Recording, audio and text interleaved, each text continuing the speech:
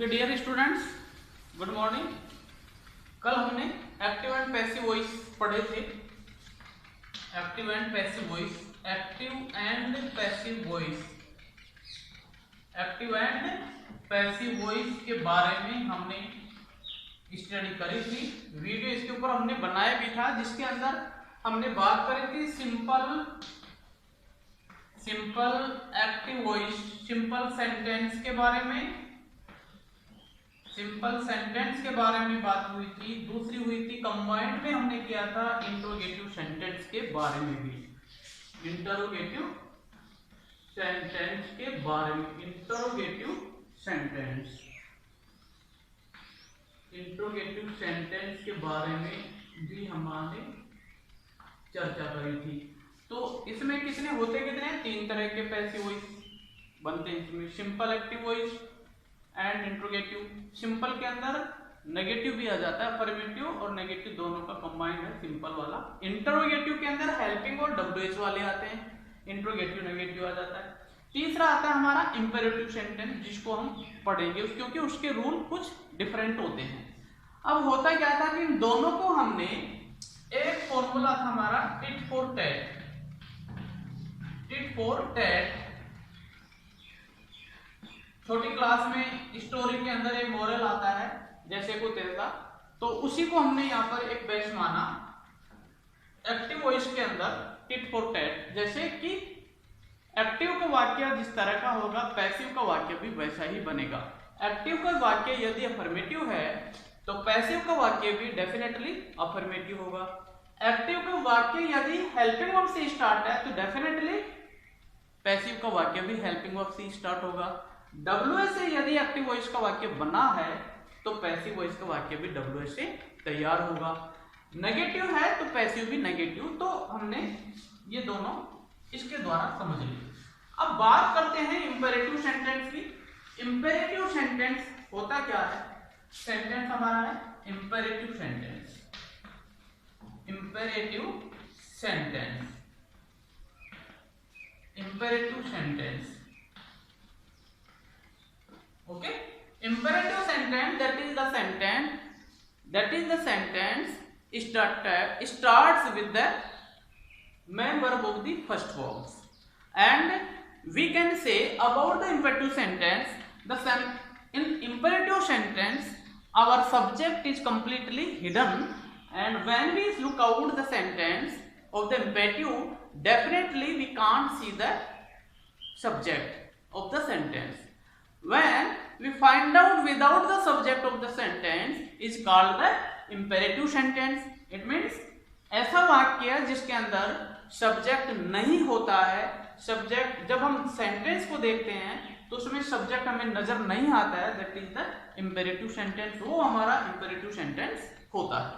ठीक है, तो इस तरह से इंपेरेटिव सेंटेंस की पहचान करते हैं। जैसे फॉर एग्जांपल पैसिव के बारे में बात करेंगे, लेकिन पहले अपन इसको समझ लेते हैं कि इंपेरेटिव के सेंटेंस होते कौन से हैं। स्टॉप, ठीक है, एक सेंटेंस हो गया, ये सेंटेंस हो गया। इसके अंदर न तो ऑब्जेक्ट है और न सब्जेक्ट है। मैंने कहा था कि सेंटेंस कौन सा होता है जिसके अंदर verb, single word, that is called the sentence.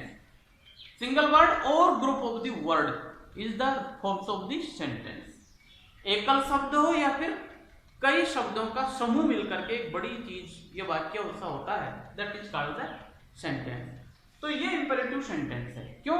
इसमें सब्जेक्ट नहीं है। इंपेरेटिव सेंटेंस की खास बात कि वह मेन वर्ब के फर्क से शुरू होता है। Sentence, the sentence, for definition about the sentence, the sentence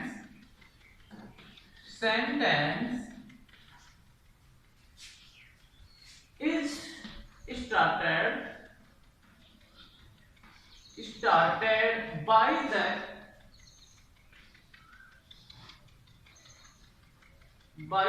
first forms of the main verb.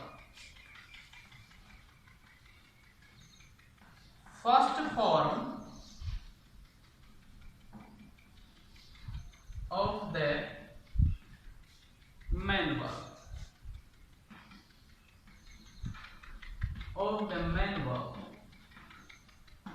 Okay, the sentence is started by the first forms of the main verb called imperative sentence.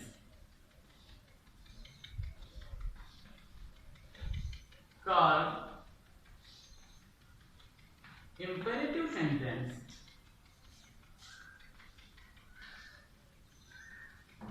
Imperative sentence.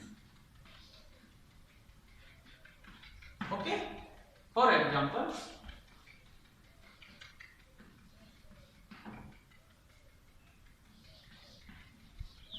stop writing.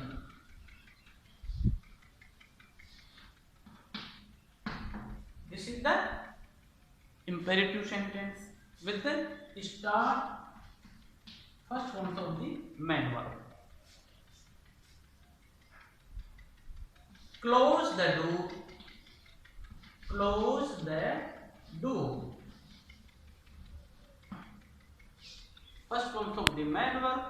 This is the best example of the imperative sentence. Okay, इस तरह से imperative sentence होते हैं. अब इस तरह के imperative sentence का पैसिव वॉइस किस तरह से बनेगा वो देखते हैं.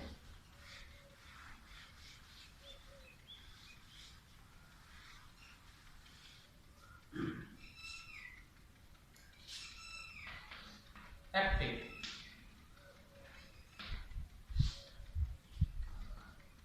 The forms sentence patterns of the active voice like that.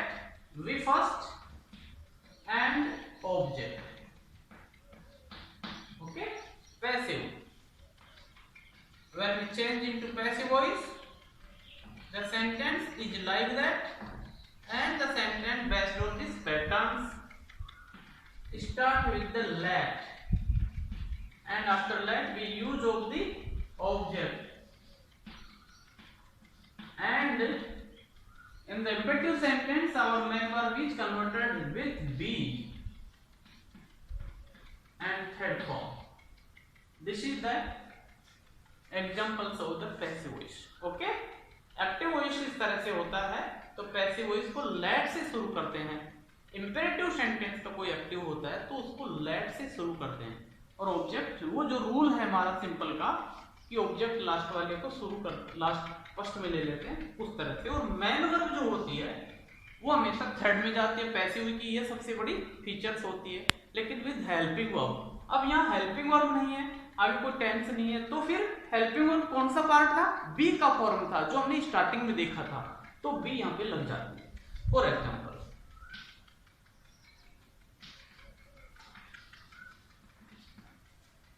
जैसे close the door.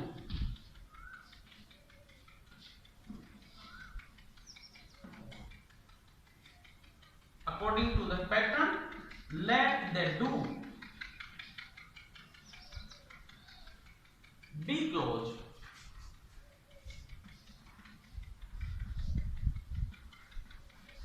Be closed.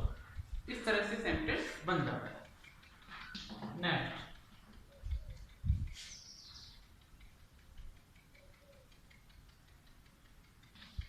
Right this sentence.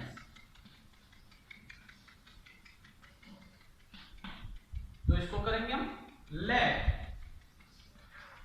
This sentence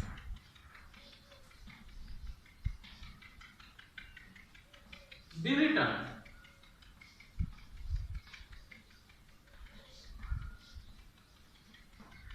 इस तरह से पैसिव वॉइस में इंपेरेटिव सेंटेंस को चेंज करते हैं. ओके, अब देखते हैं कि ये पैसिव वॉइस में इंपेरेटिव सेंटेंस की जो सिचुएशन है वो क्या सभी किस तरह से होती है या फिर क्या होता है. तो अभी हम देखते हैं. इंपेरेटिव सेंटेंस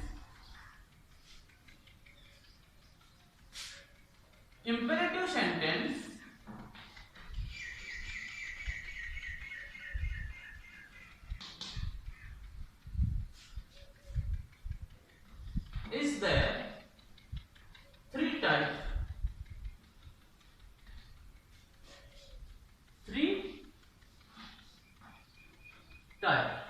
कितने तरह के होते हैं? 3 तरह के होते हैं.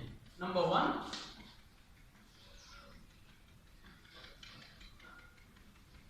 ऑर्डरेबल सेंटेंस. जहां ऑर्डर की गुंजाइश होती है या ऑर्डर दिया जाता है या फिर बात ऑर्डरेबल लगती है। Second,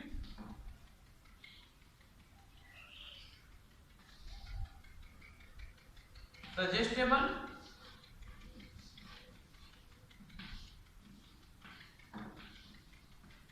and advisable.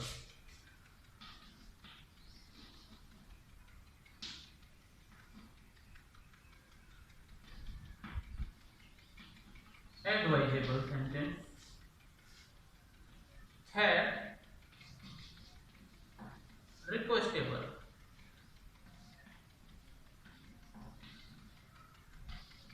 सेंटेंस।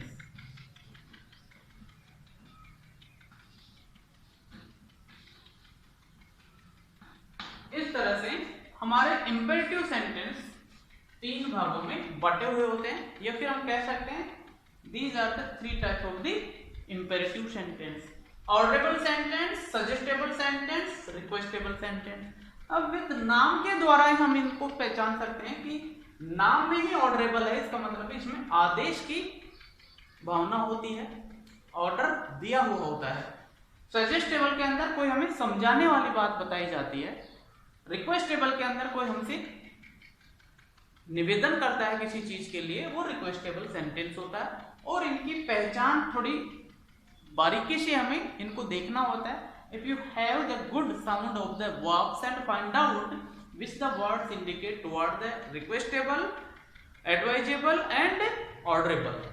आप सेंटेंस के फीलिंग या भावार्थ को समझ करके इसके अर्थ को आप समझ सकते हैं। तो यह थोड़ा पेचीदा हो जाता है, लेकिन पेचीदा कुछ भी नहीं है, टफनेस कुछ भी नहीं है। नहीं आ रहा तो हमारा थंब जो रूल है उसके हिसाब से पैसिव वॉइस बना लेते हैं। तो अब देखते हैं किस तरह से इनको सर्च आउट करते हैं। तो अभी जो स्टार्टिंग में ऑर्डरेबल सेंटेंस का जो हमने पैटर्न वो लिखा था, वो दैट इज द ऑर्डरेबल सेंटेंस ही था। मैं वो first form object and let object and B third form. This is the active and this is passive। जो हमने किसके द्वारा किया था, अभी एग्जांपल्स के द्वारा उसको कर लिए थे। तो फिर और कर लेते हैं। कॉल हिम, ये सेंटेंस है। तो लेट, अब यहां पर थोड़ा ये देखना होता है कि लेट के बाद हमेशा ऑब्जेक्ट फॉर्म आती है, नॉट सब्जेक्ट। आप सब्जेक्ट को ऑब्जेक्ट को सब्जेक्ट में, जैसे हमने सिंपल सेंटेंस के अंदर चेंज किए थे वैसे इसके अंदर हम चेंज नहीं करेंगे, प्लस जरूर चेंज होगा। तो let him be called, let him be called, इस तरह से हो जाता है। मैं इसमें नोट्स थोड़ा लिख देता हूं।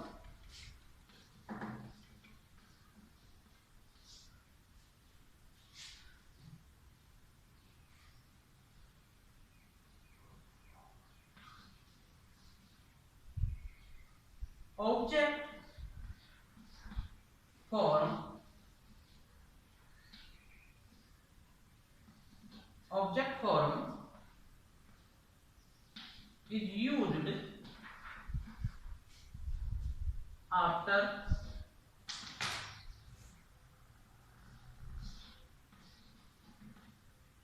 let,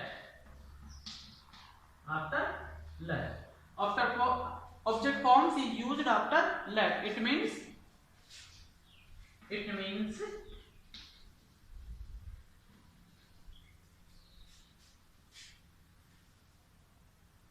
object is not converted into subject.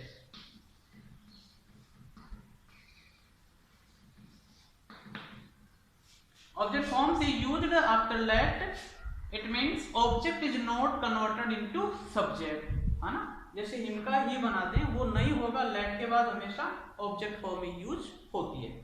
इस तरह से इसके ये रूल थे। अब नेक्स्ट हम देखते हैं ये ऑर्डरेबल सेंटेंस हमारा कंप्लीट हुआ। नेक्स्ट जो चलेगा हमारा एडवाइजेबल।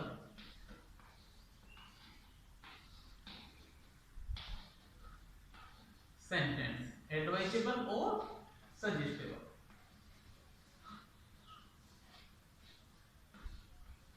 सजेस्टेबल सेंटेंस, इसका हम पैसे वॉइस बनाएंगे। ओके, ये नेक्स्ट हम टुमारो इसकी क्लास लेंगे। Okay, thank you.